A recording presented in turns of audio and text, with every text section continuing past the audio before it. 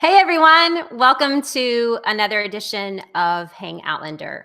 It is November of 2018, and this is the second episode of season 4 of Outlander. This is the episode Do No Harm. And if you're with us, welcome. If you're with us live, use the hashtag Hangoutlander on Twitter so that we can chat with you and we can talk back to you as we go through tonight's panel.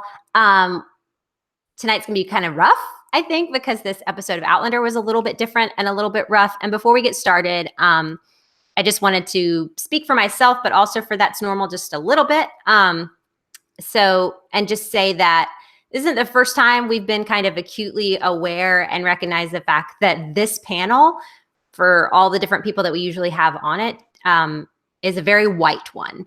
And when we speak about kind of the problematic aspects of this show, or any show, we're doing that from a position of and place of privilege and a place where we don't know everything. And so this week when I wrote a post about Do No Harm, I didn't want to do that. I didn't want to write from my privilege about, I live in the South, I live in Tennessee. I literally live in a neighborhood that was a plantation, and I did not feel like it was right for me to say, here's how I feel about this episode based on my own experience. So we didn't want to do that. And we struggled with whether or not to even have a Hangoutlander this week, and just decided that we can talk about this. And we invited as many people as we could that we knew through Twitter that would want to join us to talk about it from their positions, women of color from their position. And Lachey's joining us tonight. We're so happy she's here. But we just wanted you guys to recognize that we know that about ourselves. We also know that That's Normal can be also a place that's very white. And we would love, absolutely love, and have asked and would continue to ask any women of color that want to write for us or contribute to what goes on at That's Normal. We very much welcome those voices and those women. So we're a site for women, not specific ones. So with that said, we're going to talk about Do No Harm. I'm going to introduce myself again. I'm Beth. I'm having a beer and some popcorn because that's what I do on Hangoutlander. I'm going to go ahead and introduce Lachey, let her talk about it. Well, Becca and Julie, just say hi, and then we'll let Lachey introduce herself since she's brand new, has never been here before, and then we'll get started. Becca, say hi. Hi, I'm Becca. I'm drinking whiskey. I've had 2 margaritas, so that's how this night's going to go. Julie. Hi, I'm Julie. I'm just drinking sparkling water because I'd like to be sober for this conversation. Good call. All right, Lachey, say hi to everybody. Tell us who you are. Where are you from? Hi, I'm Lachey. I am from Houston, Texas, originally from South Carolina. I have read all of the Outlander books. Huge Outlander fan. I've also lived in Scotland, so I have a bit of a perspective as well.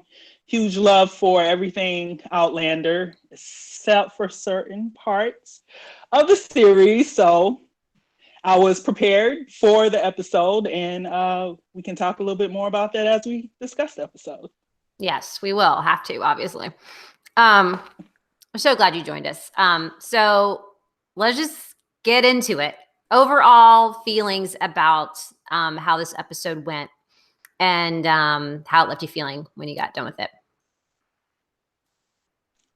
Okay, well, I'll start first. So as I was saying to Beth and to everyone else, as I have read the books, I expected, some of this to come up, the scenes with the enslaved person, kind of happened a little different, but kind of happened in the book. So I was prepared for it, and I was great. I was fine. I was happy. I actually enjoyed some of the stuff that was added to the episode. And then we got to the last 2 minutes of the episode, which is past the midnight hour when Jamie actually brought the body out, and the men took him, dragged him, and strung him up. And I was like, why? It doesn't happen in the books. It doesn't happen anywhere else. Why they felt to need to show that, which is actually a lynching. Why that was, why they felt the need to add that now when it's not even a part of the books. I was just confounded and upset and disappointed. And, But otherwise, I thought it was a great episode. I thought everyone did well. I thought they were handling things well. They tend to on the show because of, some of the controversies that, happen when reading the book that we hear about. They've been making an effort to do better. And I thought they had done so this time as well for the last 2 minutes.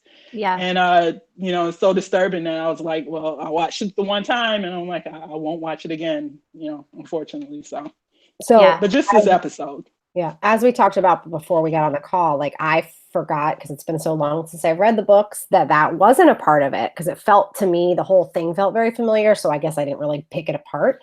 Why do we think, or what has anybody said? Have the writers, has anybody responded as why they felt the need, besides that it's Outlander and they always seem to like add something that pushes, right, and makes us uncomfortable? Like why did they add that? What do we think, or what are they saying? I think they could have easily ended it. Like you just said, with the midnight hour, the episode starts with the clock. It would have been very poignant and powerful if instead of Claire's kind of mad, sad face at the end, watching this lynching, if you saw Jamie carrying his body out and then the clock strikes and you end it there. Like give them something just poignant and that's it. And don't give us the images that we saw at the end. And I read some other people saying that they were fine with it because they wanted, the horrors of the way things were to be seen, so that people were forced to kind of deal with it. And I just feel like this particular narrative, when it's coming from the point of view of a white woman's pain, and as a shovel to get Jamie and Claire to leave River Run and go to another place, isn't appropriate. It isn't appropriate to use those images just to get Jamie and Claire to move them forward in the narrative. Right.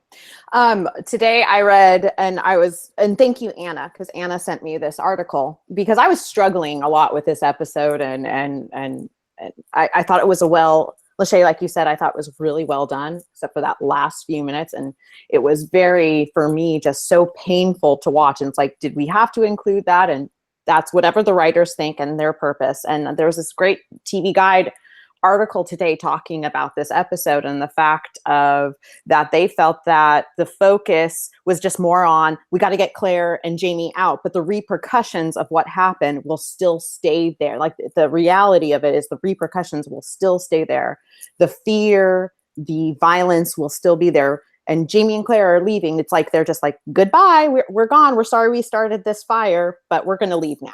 And so for them to end it on those last 2 minutes, especially with Jamie carrying him out, was very, for me, that notion, it was like, okay, I didn't think, it was hard to watch and just very difficult to digest. I'll tell you what else made it difficult for me is because the method of the lynching, when they brought him out, or when Jamie brought him out and then they took the rope and put it around his neck and then they dragged him. James Byrd Jr. was dragged and lynched in Texas 10 years ago. Only 10 years ago. Dragged at the back of a truck, and then hung. Killed, but then hung afterwards. Lynching still happens today. So it tends to be very sensitive. And if they wanted to put the focus on it, that's fine. I get that. Okay. But I just thought it was kind of gratuitous in the way that they did it. The body was already, it was the body, supposedly he was already dead. I just didn't see the point, in them taking it to the next spot. I mean, they had already achieved what they needed. They had already given the stimulus for them saying, okay, well, maybe River Run is not for us and everything. They've even already tackled the slave issue in previous episodes. So I just thought it was a little too much. I think they did what they needed to do earlier in the episode. I didn't think that last part was needed. Yeah. And I found it interesting that they're skipping, I guess, all of the Pollyann storyline. And I don't think it was you. I think it was, I can't remember. I read someone else. It might have been you. I don't remember who I had read. That was me. That was you. me. Yes, it was Yeah. you. That said, why didn't they just conflate this with Pollyann? Why couldn't he? And you said that. Why couldn't he have just been released? And yes, like why, if they needed to extend Rufus's storyline, and if they were going to ignore Pollyanne's completely as a method to get Jamie and Claire out of there, why isn't it possible for him to run away? Right. As a Exactly. person who forgets the book, and for those of us watching that aren't really avid book readers, can you remind us what the hell you're talking about? So, Pollyann was another enslaved person that was, she was pointed at for the murder of a washerwoman or a laundress, a white woman on the plantation. They found a murder. She had done a homemade abortion and ended up being killed, and they were going to point the finger at Pollyann, this newly arrived African on the plantation who really had no English language, and no people really to look after her, protect her. And so here come Jamie and Claire doing what Jamie and Claire do, getting caught up in it, and making arrangements to shepherd her out of River Run with John Quincy Myers and Ian. This is how they end up leaving River Run and then going and looking for the area that becomes Fraser's Ridge. And there's had a whole thought on that, but they didn't include it for this episode, and it doesn't look like they're going to include it in the season, which is great. But then I was thinking, well, they could have just had Rufus be the one that was kind of spirited away, and taken into Native American and Indian country as they set up Pollyann. So, yeah, I think that they try really, really hard to break the episodes in such a way where each one deals with one thing, maybe two things. And I feel like they probably thought they could not carry this slavery storyline into the first 10 minutes of the third episode. They needed to just do something else. And I think that's really short-sighted. I think that it does them a disservice in the way that they write it. And I think you are totally right. They could have married those two slaves into one character and created a storyline that didn't end quite so gratuitously. Well, this is another thing, though. I mean, would it really have been so bad to have this character of color continue on for maybe one more episode? Right. We don't get many of them, and usually it's like one plot point, and then they're gone, or one thing to move the season along, the MacGuffin, and then they're gone. You know, so I mean, a purpose, and then they're yeah. And I'll tell you what, those the performances of Rufus and of Ulysses were so strong that I mean, when Rufus started talking about his sister, I openly started weeping. Like and I was telling the ladies, it takes a lot for me to cry at something. So for me to start crying at that when he starts talking about his sister, and I'm a sister, I have an older brother, and I just thought, oh my, you're just, that's the human, the human side of you just opens up. So he was such a rich character. So I agree with you. Couldn't we have him, go on? And yeah, I don't know. I just, Molly on Twitter thinks, yes, she agrees with us. It was gratuitous, a little, it was just she felt for more shock value than anything that last few minutes. Yeah. There's a comment on YouTube from Patricia that says the ending was needed to close the episode. I'm African American and needed to be addressed. It's very hard to study this part of our history. So, an alternate opinion. Yeah. I mean, but what I found was that there wasn't one opinion up and down the board. Everybody was from, I hated this episode, I'm never going to watch it again. To I wish they had shown more, or like it was the perfect amount. And I think that there's some of it is, I don't know. I feel like a lot of what people feel a lot of times about this show specifically is based on how sycophantic they are towards it. Yeah. Like if you super duper love it, you're going to be like, but it was this and it was that. And we've had people say, this is what was written, and you know, and we are constantly trying to like bite back against that because it doesn't have to be that way. And there's other ways for them to weave storylines in, and they do make specific choices, and these were all specific choices that they made. And I also felt that one of the things too that I was reading, a lot of people were saying is that they wanted more of a point of view from the other characters, in not just having Claire experience this, but actually having them feel it in front of us. And, you know, some people said, well, this is Claire's point of view. This is Claire's point of view. But we've known that this show has no problem deviating from Claire's point of view. Mm-hmm. Whether it's Jamie or Bree or Roger, or even, oh my God, Frank. There we go, Frank. Forgot who Frank was. Get off. Sorry. But we know that the show has no problems going to a different point of view. Well, what I did notice during the episode was that young Ian was having a bit of a reaction to hearing Rufus's story as well. Mm-hmm. Being that he had also experienced being stolen from home, taken on a boat, taken on a long trip. You know, right. I thought they, you know, could have maybe woven that into things a little bit more of how it affected him hearing a similar story to his. Yep, absolutely. And I really kind of miss out.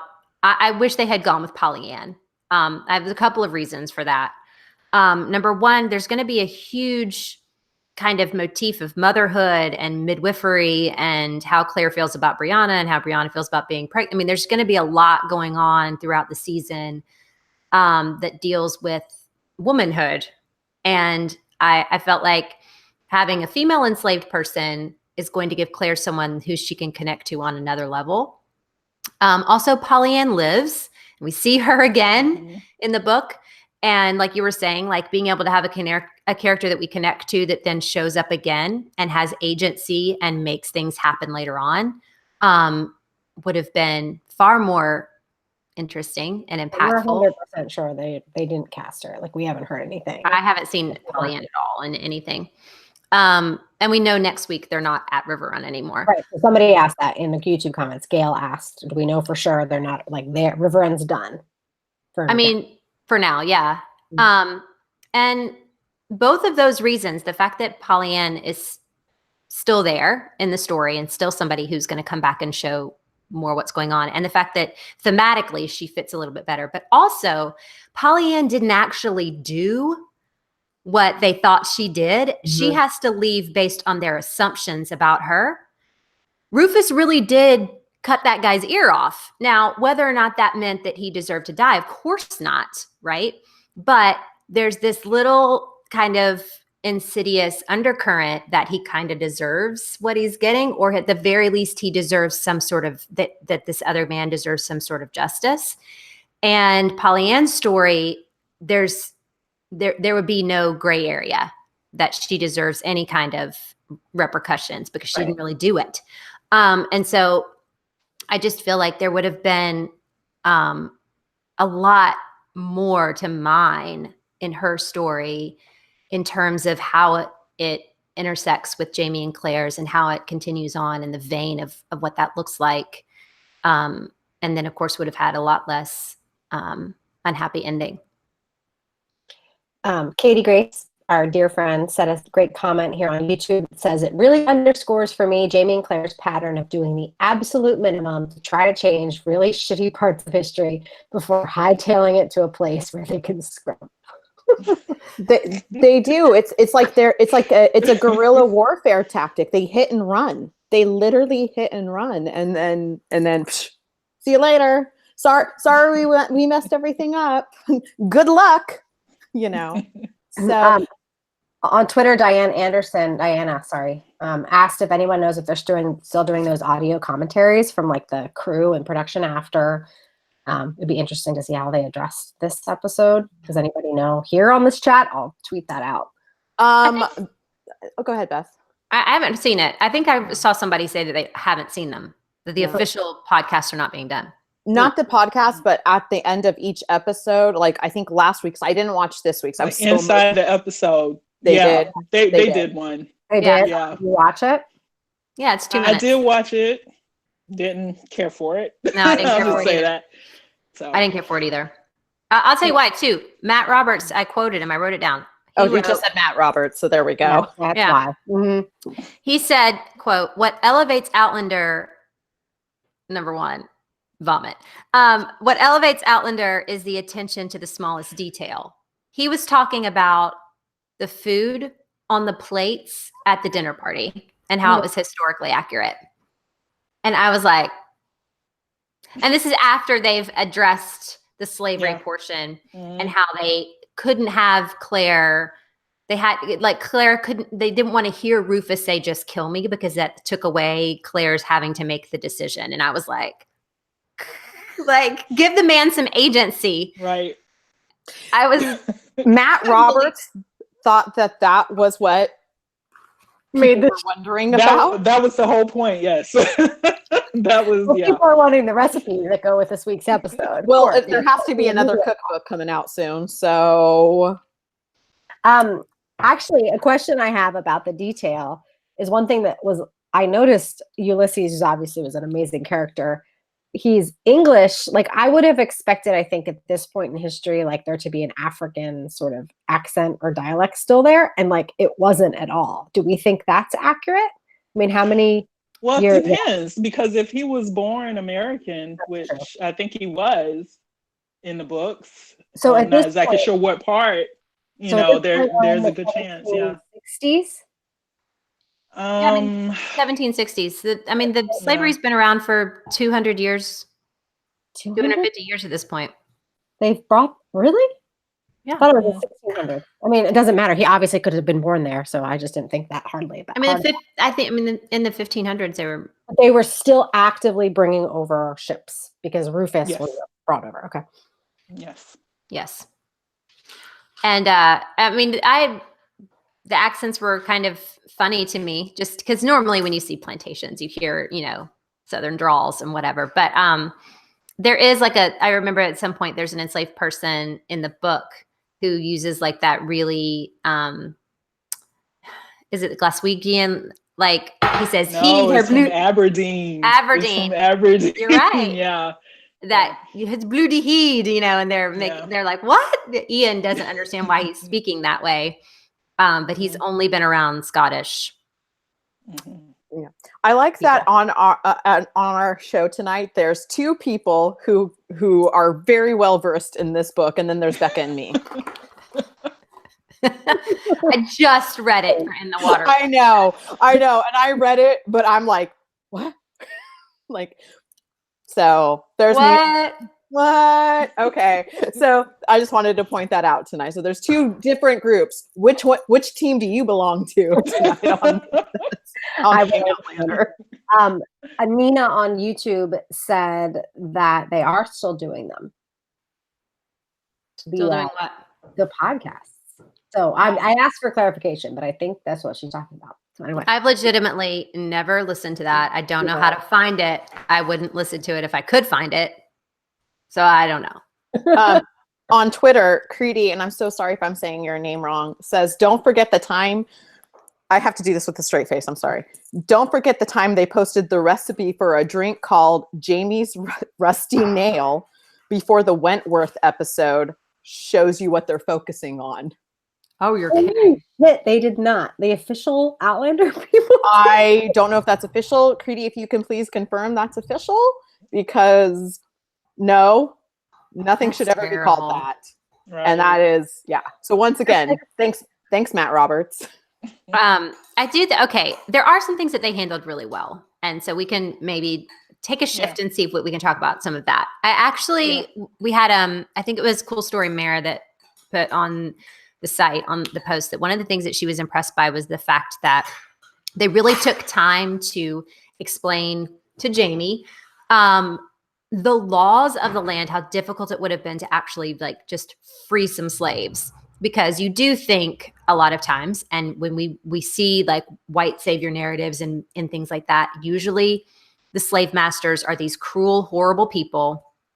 And we a lot of times as white people are like, that would never have been me, right? I never would have been somebody who could do that. But we absolutely could have been Jocasta saying, I'm benevolent. I saved them from a much worse fate and I treat them well. Some of them are my friends. Here I am joking around with Phaedra about the boy who likes me. And, Uh-oh, did we lose her? Yeah. Okay, we lost her. That was me. Anyway, I think I know where she's going with that. And was she talking about how that was kind of an interesting how they explained that well? I think she was saying that, and I would agree with that because I think that is a place that my perspective comes from. Like, why couldn't we? I would have done more. When in reality, I don't know if you could have. Right. Well, I thought that part worked out very well.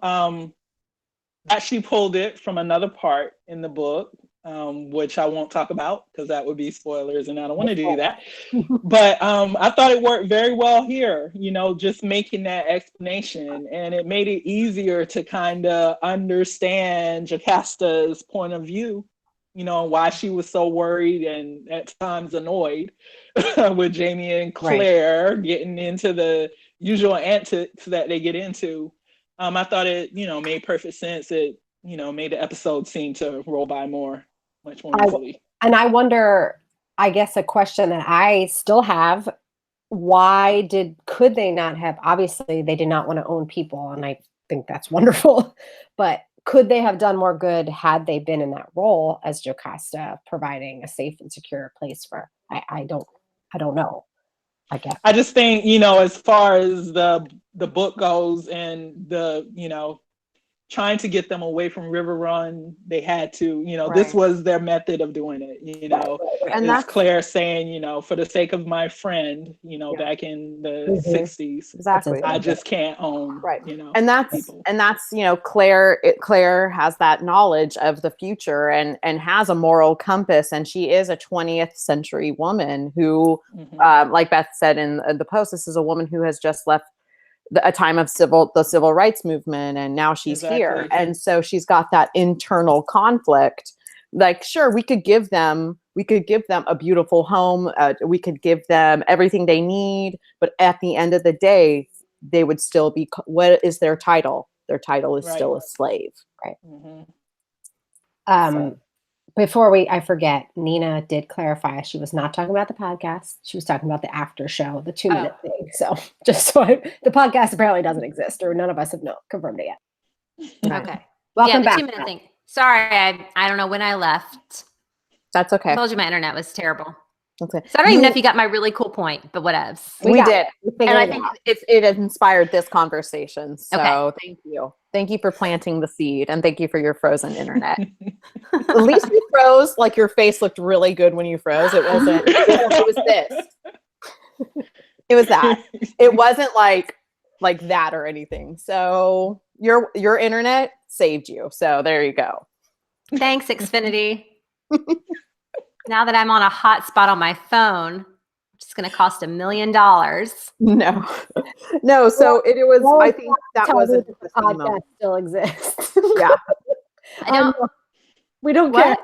Gail is back to tell me the podcast still exists. I've 100% stopped understanding. Guys, I 100% don't care about that podcast. I realize that we're like making an after show about a show that we should care about what the creators have to say about it. 100% don't. Yeah. No. Okay. No. I won't be listening to it. It's the only Outlander podcast you need, you guys. How dare you listen to what they have to say? So we all agree that moment where Jamie learns that you cannot just simply say to someone who's Black, okay, see you later. I thought that was really well done. And I also loved the interaction between Ulysses and Claire. And how that for me was just so modern thinking that I feel like it is what many people would like to say to white women throughout the United States. Yeah, I'm going to stay away from that one. No, I thought it was a Fun. really good interaction. I thought it was a really, really good interaction. And it was just a strong moment for that character. Well, just even him feeling more comfortable enough, at that moment to say, look, you got to stop, and everything. I thought, that was great. That was great. And it also kind of leads to, I guess, the relationship that the enslaved people do have with Jocasta, that we maybe don't get to see now, that they do feel comfortable enough, like you said before, Phaedra, just relaxing and kidding around with Jocasta and everything. Yeah, you can tell that, there is a level of comfort there that, might be unexpected. It's great to see. I thought they did well with that. Am I frozen again? Okay, no, it was just a lull. No, that was a lull. That was a lull. You were good, but you still looked really good when you were frozen. Don't lie to me. No, it was fine. No, it was a good. And he's a fantastic actor, and I wish we could see him. I wish we can see him more. I always remember him from I'm such a nerd. I remember him from the Batman, the Dark Knight series. He was the commissioner. Oh, right. Okay. Yeah, he was the commissioner who was killed by the Joker. So I thought that was awesome. Yeah. That's I was like, God, where's he from? And I'm like, oh, and I was like, oh, that was a horrific way to go. So yeah. Can we talk about, and this might only be like, Lachey and I might be the only ones who care about this. She may not care. I care. That did not look like some North Carolina. There's no Spanish moss on some oak trees in North Carolina. They're not making turpentine with a bunch of maple trees around. Like, where's the pine forest? Where are the mountains? Exactly. Why is their house directly on the river like it's not going to flood? What is happening? Even from the beginning, that doggone green screen just was like, oh, guys, really? Did no one figure this out or see it in editing or anything? Oh, it just drove me nuts. Seeing it again at the beginning of the episode, the green screen. Confession, I was doing. I actually thought the house was Lachey. When was the green screen happening? Oh, just at the very beginning. So they were floating down the river. It was after after events of the last episode. Jamie was brooding, Claire was comforting, that type of thing. They rolled. And then once they arrived, I don't know what the lighting was, but I know it looked like dawn. No. I was like, is this fall or is this summer? Like, I couldn't figure out what season it was. No. I couldn't figure out where they were really supposed to be. Like, is this Louisiana? Is this Alabama? Because that doesn't look like North Carolina. Is that a set that they built, or was that a building that they shot? Now they did say that in the inside the episode, they said that they found that house, in Scotland on a pond or really? Yeah. I thought the house was gorgeous. And then they went on for another minute and a half talking about the food. Yeah. No, the green screen, it is, you try not to focus. You try to focus on what they're talking about, but man, that green screen is just so distracting. I just don't understand. They did such a good job last year being on the water and using greens. I don't get it. What happened? Yeah. Did they? I don't understand how. Did they replace someone? I don't get it. Are they harder to do when it's foliage? I mean, like, it just didn't. It didn't make any sense. You can make a green screen of like a robot killing like an entire city, and it looks real. So I don't get it. I mean, it's a budget thing. It doesn't make sense. I don't know either.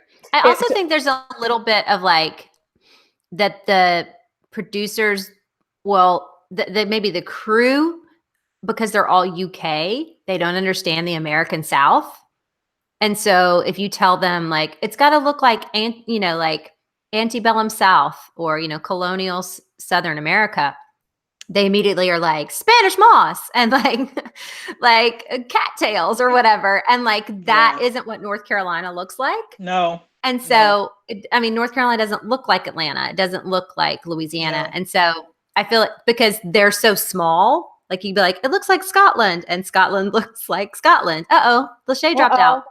Oh no, sucks. Okay. But come back. But honestly, Anyway. a step up would have been, and this is not much, if they had gone to Disneyland and filmed in the Pirates of the Caribbean section where you first go into, where it's the old man sitting there on the rocking chair and the dog. I think that would have been a step up. And that's nowhere do I look at that and go, yep, that's the South. No. But it's just distracting. The light was really strange and really harsh. And then like the fact that the house was literally like 20 yards from the riverbed, which would not have happened. The plantation homes would have been like far, you wouldn't have had it right there because it would flood. Yeah, I was gonna say they're further back. There's a pathway. A huge pathway. Am I correct with many of them? Well, I mean, even if there's not a huge pathway, like think about like Forrest Gump, right? Yeah. Like he's getting to his house and it's like this. It's not just that there's a huge pathway, it's that the plantation homes generally are like the last thing on the land. And it wouldn't have been right up on the river like that. That was such an odd choice. And they like found this house on this pond and were like, perfect. And I was like, right. Have you ever seen like a storm in the South? Like that has to be gone. So it was such an odd choice. That was very odd. Jocasta, I really thought she did a phenomenal job as the aunt, and I thought that was a really sweet moment between Jamie and his aunt, where he kind of chokes up a little bit because and he says to Claire, like, she sounds and looks just like my mother, right? And you're just and I was like, "Aw," and he does. He chokes up when he's like, talking to her. And I thought that was just a really sweet moment between a man who's lost his mom and misses her and an aunt who looks exactly like her. So I thought that was a really great moment between the two of them. Yeah, Sam did good in that scene. Yeah. Oh, yeah. Which isn't always the case. He was good in that one. No. Just so you guys know, I found the recipe for the rusty nail. Just next time you just casually watching The Captive, that wonderful episode. Oh yeah, because I go back and watch Wentworth Prison all the time. Right. So anyway, I just tweeted it out. I wonder if there are people that rewatch Wentworth Prison on the regular. I cannot watch I've that seen it once, and I think I barely saw it. I think it was. I'm not even sure that's the worst one. That's the one where I think it's The Captive is the final, isn't it? No, that's not what it's called. No, it's To Ransom a Soul is the final Ransom one a from Soul, season. The chapter. Maybe. Because tweeted. Anyway, that pair of episodes is. We don't have to talk about the rape of Jimmy. I'd be cool if we didn't talk about it. Me too. Oh goodness gracious! No, but Maria Joelle Kennedy was really, really great. She was. And she did great. Probably underutilized, to be honest. I mean, she's not quite as cunning and cutthroat as she is in the book in this particular episode. So I hope we come back and revisit her. We see a little bit more of what she's got to offer. A romantic partner-ish? We don't know about yet. Okay. What's interesting is he's not there, right? Yeah. Okay, so in the book, Duncan Ennis is with them, is with Jamie. And he ends up kind of doing, going back and forth between River Run and Fraser's Ridge and kind of like being a little bit of a messenger. And then he ends up with Jocasta. So if you guys remember from season 3, we are eventually going to see Myrta again. Who knows how that's going to happen? Because he dies in the book, but he's alive in the show. Yes. Right. So we have that to look forward to. He's going to be Duncan. That's what you think. I think he's going to be Duncan. Yes. Okay. That makes sense. I like that. I was holding on to a small thought that maybe he would be John Quincy Myers or replace John Quincy Myers. Yeah. But then John Quincy Myers showed up. Yay. Though not quite in the way that we met him in the books. It was still great to see him. Yeah. Everything. So. Right. I would have loved to have seen the actual John Quincy Myers come out and be like, you got to see these balls. Like, way more fun than the stuck. Way absolutely. more fun.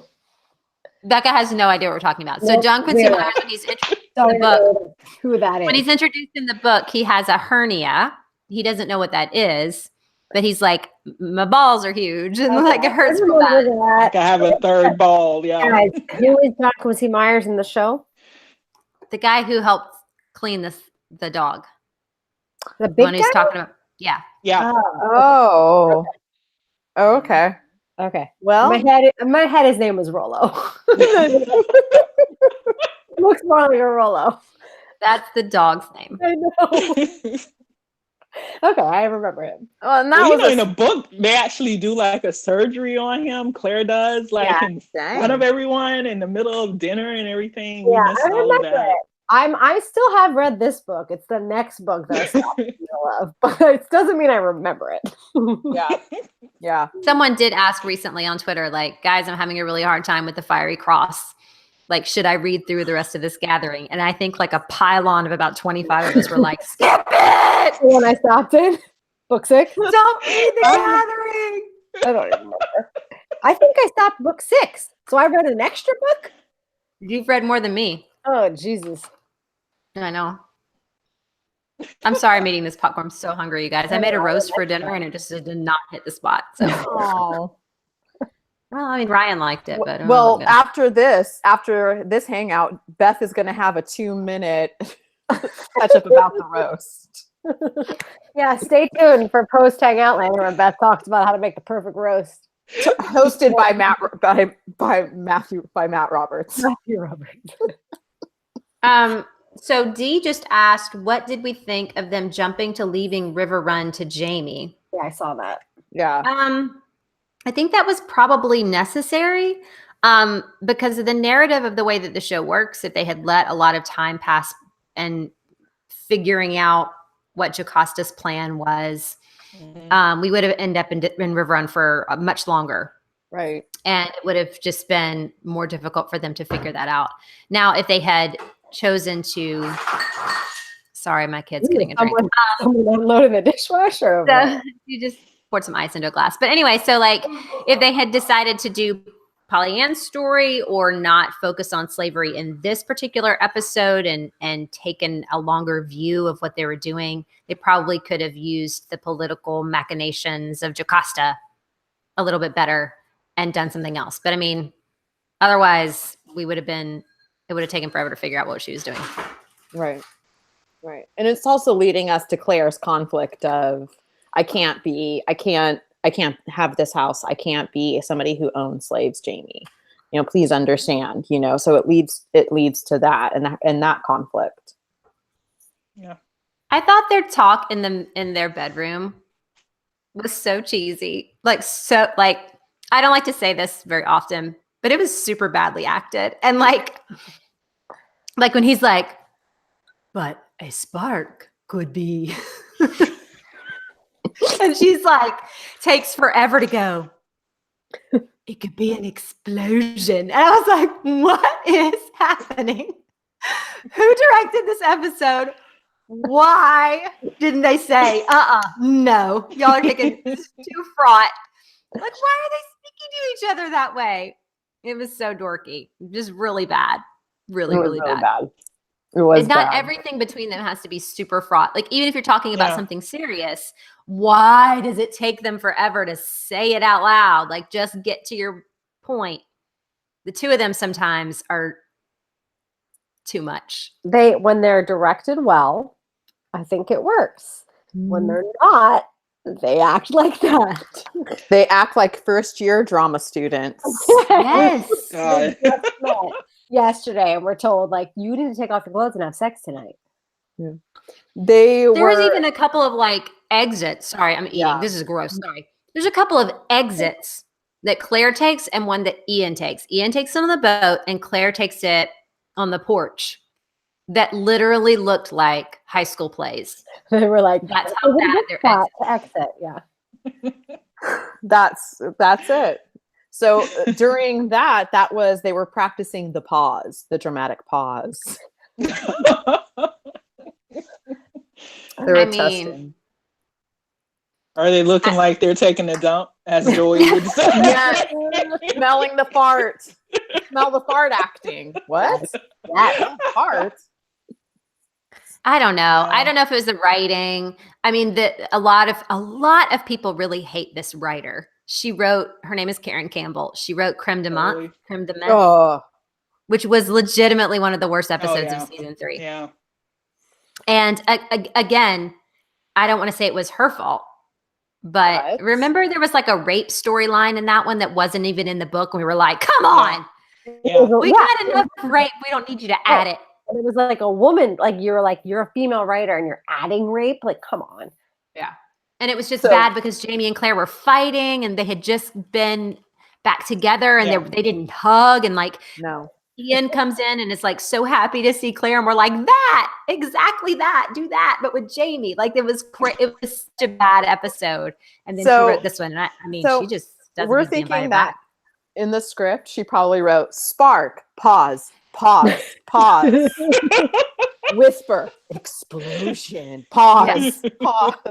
No, it wasn't. I'm going to be honest with you. I totally forgot about that scene because it wasn't good compared to other scenes in last night. Gail on YouTube said that she thinks that scene was written just for the trailer because they use that in the trailer, right? Yeah, they did. That makes sense. Like it gives you, it's like a teaser, right? But like to actually be part of the dialogue. I mean, he's just like, and Jamie's so naive. He's like, could we not affect some change? And I want to be like, didn't you watch yourself in season 2? You're not affecting any change, buddy. Didn't happen. What's the definition of insanity? That's it. So that was a pretty dumb moment where he says that because you're just like, there's a good question on YouTube from Marin Bly. She asks, or she says, I'm really enjoying Ian. How do we think he'll do at the end of the season? Do we think he'll be able to pull this character transformation off? I'm excited and hopeful.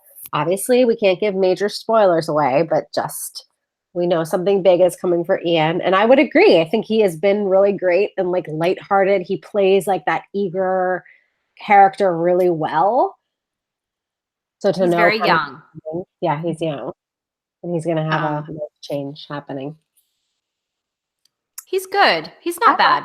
I like him. I liked him in this episode too. Mm-hmm.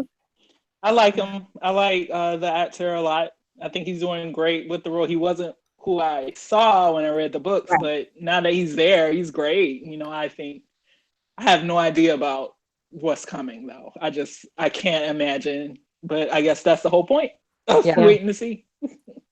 No, so, I like it's not going to be a part of the season. It's, you know, it's his endpoint. Okay. His endpoint is a transformation. So we'll see. Right. Yeah, that's true. We won't see it for a while. He has some time to work on his act. Go to the acting school of Outlander. Pausing. Please do not.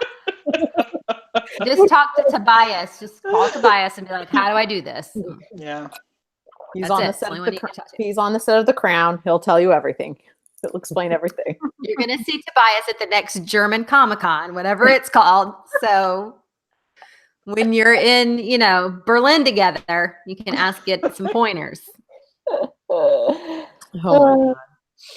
I don't even know what any of those are called, but they're all bananas. German Comic-Con. Great name. And I'm still upset with Tobias for going to that one. I saw you in those pictures, Tobias. It was a disappointment. Hey, when you need rent money, you're going to do what you got to do. You're going to prostitute yourself at the German Comic-Con.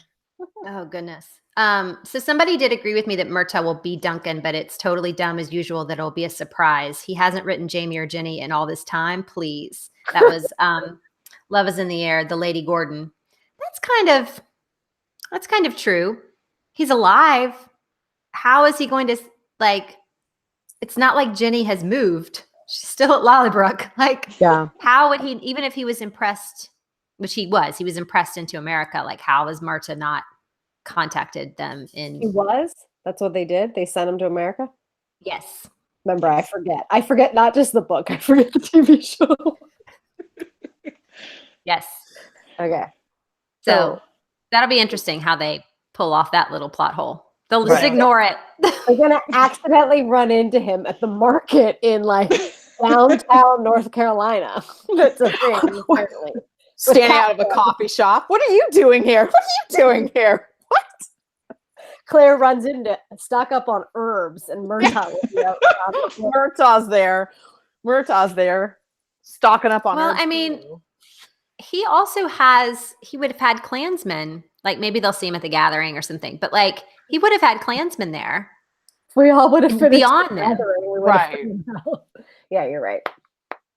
Right. So who knows? But we'll definitely have to see him again for sure. I wonder if he'll have the same haircut that he had in Outlaw King, which was terrible. Oh gosh. Yes. Guys, if you love Scotland, you need to watch Outlaw King. Okay. Also don't Outlander, because there were at least a couple of actors from That's right. Outlander in Outlaw Outlaw King is the King. new Chris Pine thing. Is that the one where Chris Yes. Pine shows his Chris Pine? I was Ooh. about to say, yes. Even See? if you don't like Outlander, which why are you watching Hangoutlander if you don't? Chris Pine's Wang is in it, so Nice. it's a good time. And he All right. comes up out of a river just like Jamie does at Lalabrook at the mill, but not holding himself. So Mhm. it's a good time. I wasn't watching. I was on my phone. I was like looking down, and my husband goes, "Ooh, a Wang," and I went, No, the I best got part like is whiplash. the best looking up. part is that you went like this. It's gonna come out of this. Okay, to be fair for Sam, 100%, he made the right decision. Because if he hadn't been covering it, you know that like at every single Outlander convention and whatever goes on, he would be just people will be handing him things. He would have to sign his like His own Wang? Wang. Yeah, that would be what happens with all the fans. Or that lady that has the Jamie Fraser doll would Yeah. also have a full real replica. Oh, wow. Of the Wang on that Of his doll. Wang. Oh my Yeah. god. That lady's weird. Guys, don't make a real Jamie Fraser doll out of a sex doll and carry it around at conventions with you. That is a step too far. Oh wow. You haven't seen it, Lachey? I don't No. think we tweeted about it from our we like have a text thread or like another friend of ours, Nikki and mine, Yes. that sends it to us. Or yeah, are you on that, Beth? Yeah. Yes, I am. Thanks for remembering that I'm also on that text thread. I forget things. I don't know who's on my text thread. Yes. Oh my god. Well, Okay. speaking about Wang and not in any way, shape, or form, next week we get some Roger, we get some Bree, Mhm. and I'm sorry, I just didn't know how to transition to next week. So I don't either. I Lachey, what are your thoughts on Roger and Bree? I love Rick Rankin. Oh my goodness. That is He a is- diplomatic way to say it. He is adorable to me, and I it's okay, hate Lachey. his styling. I'm sorry, I hate his styling Yeah. because he is so good looking in Yeah. real life. They are just doing such a disservice to him, I guess. As far as Brie goes, it's very hard for me with Sophie Skelton, not just because of her acting, but because, when you read the books, you have a certain idea of the character from their description, and she does not match the Brie description. And that just bothers me. She's supposed to be tall, almost as tall as Jamie, and she's not. So when stuff happens, I don't understand how they're going to pull it off with this particular actress. Yeah. But I don't know. There are certain parts of the book with Roger and Bree that I absolutely love, but what's coming up next isn't part of it. So Yeah. yeah. I like the 60s stuff with them to some degree, the first part. So I'm kind of looking forward to next week because I don't get it all. Like when we were doing In the Waterweeds, and guys, go watch In the Waterweeds if you're wondering how we really feel about these sections of the book, because we talked about it a lot. I don't feel like that Diana gave us she didn't give us a good romance with the two of them. They're set dressing. They're like, they're there to boost up another plot point for Claire. And I really wish she'd given us a good love story, and she didn't. And so I don't understand why he's proposing. That's a spoiler, but he's going to propose and stuff. Well, and so like, It just does. It's not worked up to. So I'm actually looking forward to this part in the series because I'm hoping that it's a little bit more romantic. Well, and she also slaps him in the face, and I would like to see how somebody with certain acting skills or lack thereof slaps somebody in the face. Ah! This is how I learned it in my Outlander class. Pause. To be on a fly on the wall during rehearsals, just offering notes. Bree, that's supposed to be an exclamation point. Oh, okay. Oh, next week's going to be so fun. I'm interested to see how they incorporate the 60s into the scenes as well. It'll be fun to like leave the, go back to the modern day. It will probably be with, I'm going to guess that at some point it's going to open with Jamie and Claire, and they're going to maybe talk about their daughter that they never talk about at all. Right. I think it's going to be super clunky and have no transition. Y'all want to take some bets on it? Nope. Look, I've seen still shots for one particular scene that is one of my favorite ones that is already just like wrong. I'm just like, big flashing red sign. Like, that's not what happens, Yeah. So, yeah. Yeah. I'm going to be very upset that we don't have the bridge scene. Yeah. Yeah. Because it's the only romantic thing that happens between them. So I don't know. What's interesting is, as you were saying that, Lachey, I was thinking back to when we started, like when in fandom, before That's Normal is That's Normal, it was a Twilight site. And we used to say before the movies came out, like lower your expectations. Like, right. They're going to do something so different than the book, but like, it's going to be fine, because if you have expectations that are like, whatever, you're going to enjoy it. And I think we did an okay job, because I ended up loving the movies, even though they were nothing like the books. I feel like that's sort of impossible with this show. Like, I read the books even up until like a couple books from now, apparently, even though I don't remember it. But yet, like, sometimes I just feel like really disappointed by it. I don't know if I can lower my expectations. I don't know why that is. I don't know why it's different for this show than it is for other things.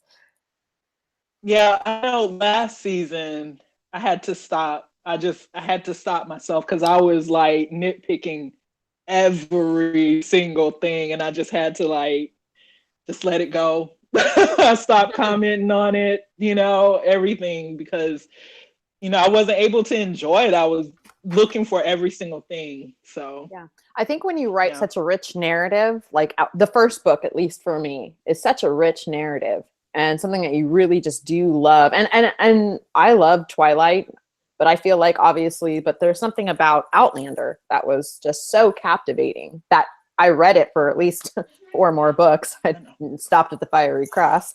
But there's something about that you do have a tendency to like nitpick, but you're right. When it came to the Twilight series, I didn't nitpick. I mean, there were certain things I was like, oh, I wish they had included that, but didn't ruin, not that this is ruining my experience, but it made me I still enjoyed the films. Yeah. And part of it, I think, the Twilight people who were involved with the Twilight series were very aware of what the fans wanted, and like it gave them almost everything that they wanted. Like they were on, they would have phone calls with fans. Like we were on some of those phone calls, like asking, what do you guys need to see in the last 2 movies? And like, that's an insane thing to do, but it's a multi-billion-dollar franchise. So well, then I would have out with the CGI Renesmee. I know. I would like to have been on that phone call. Just kidding. Been like, it's all Becca's fault. You were like, we definitely need to see Renesmee's whole face move. No, I think we need to accept it now. There's going to be problems with it. And it's not going to be exactly how you want it to be. There's times where I'm like, Sam is the worst or Sam is the best. Like it's just like I never would care about how they looked until I realized that Claire is super tall, and that makes Janie seem short or at least average, and that bugs. Yeah, it bugged me in the first episode of this season because they're in that really crowded, town, and he just looks average. Every man that he goes up against is basically his height, and it just is super annoying. Yeah, and doesn't really make a whole lot of sense because he's tall. Right. So that kind of stuff bugs me occasionally. And you just have to accept it now that it's an adaptation and it's going to be different. But I mean, there are times when they adapt things that it's not about. And I think the reason that we think about it this way is because we're super digesting all of these little bitty bits of it and not watch. I haven't binge watched this ever. I haven't sat down and watched Outlander for pleasure ever. Yeah. So I mean, my opinion about it is very colored by the fact that I'm digesting it in order to regurgitate what I think about it. So right. So we're gonna break it up. We're gonna break it down a little bit more and break it apart and dissect it and and maybe not enjoy it as much. Yeah. So anyway, well, on that note, let me leave you with a YouTube comment I saw where Marin Bly again said that for next week she bets that the episode's going to open with a green screen. Oh no. Let's see. Oh God. Will it be at the airport in Edinburgh? Exactly. Yeah. It's going to be a green screen of Brie acting. Oh, goodness gracious. Thank you so much for joining us this week. Thank you. Oh, thank you for having me. I appreciate it. I enjoyed it. I had fun. Yeah, it is. We were so glad to have you. It was super fun. And thank you to everybody. If I used your comments on the site this week, just know that I spent a lot of time on your feeds, and most of the ones, in fact, all the ones that I used were prior to like the actual showing. So there was a lot more going on conversations about this episode on Twitter. And I hope that everybody was encouraged to go and like read what other people are saying and listen and not do too much talking this week. But really want to thank you, Lachey, for joining us. It's awesome to have you. And we'll do it again for sure. Okay. Yay. That's great. Yay. All right. Good night, everybody. Remember to, good night. Use Hangoutlander again this week. So we'll see you next week, same time. Bye.